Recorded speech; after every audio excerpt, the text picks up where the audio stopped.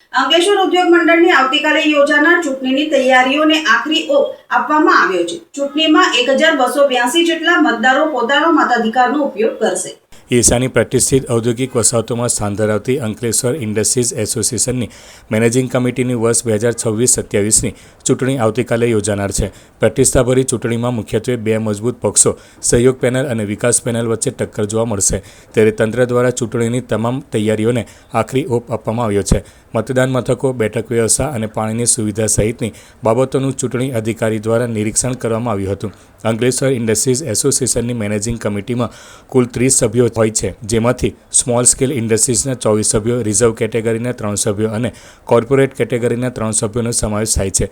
ચૂંટાયેલા સભ્યોની કુલ મુદ્દત 3 વર્ષની હોય છે, જેમાં નિયમ મુજબ દર વર્ષે 10 સભ્યોની મુદ્દત પૂર્ણ થાય છે અને તે ખાલી પડેલી બેઠકો માટે નવી ચૂંટણી યોજાય છે। સત્તાની ખુરશી મેળવવા માટે કોઈપણ પક્ષ પાસે 16 સભ્યોનો જાદુઈ આંકડો હોવો અનિવાર્ય છે। બહુમતીના 16ના આંકડા સુધી પહોંચવા માટે વિકાસ પેનલને આ 10માંથી માત્ર 3 સભ્યો જીતાડવાની જરૂર છે, જ્યારે સત્તા પાછી મેળવવા માટે સહયોગ પેનલને 10માંથી 9 સભ્યો જીતાડવા અત્યંત જરૂરી છે। 10 બેઠકો માટે બંને પેનલના મળી 20 ઉમેદવારો ચૂંટણી લડી રહ્યા છે।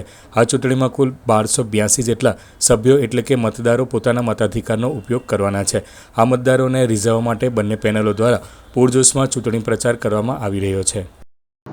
અંકલેશ્વર ઇન્ડસ્ટ્રીઝ એસોસિએશન વર્ષ 2026-27 મેનેજિંગ કમિટીની 10 સીટની ચૂંટણી યોજાનાર છે, જે 30 જૂનના રોજ છે નિર્ધારેલ, અને એની વ્યવસ્થાના ભાગરૂપે આજે બધું ઇન્સ્પેક્શન કર્યું। મતદાન મથકની અંદર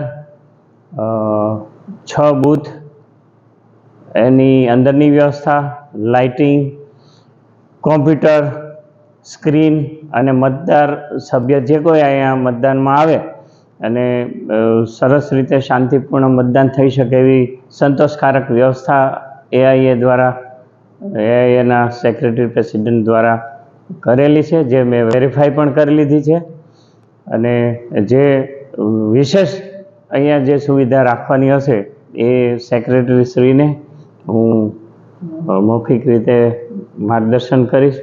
વડીલ બંધુઓ આવે તો એને સિટિંગની અરેન્જમેન્ટ પણ થાય મતદાન મથકના આગળના ભાગમાં, અને દરેક મતદાર સિરિયલ નંબર સાથે અને આઈડી કાર્ડ સાથે ફરજિયાતપણે આઈડી કાર્ડ લાવવું જરૂરી છે, અને શાંતિપૂર્ણ મતદાન યોજાય એ જ અપીલ સાથે વિરમું છું।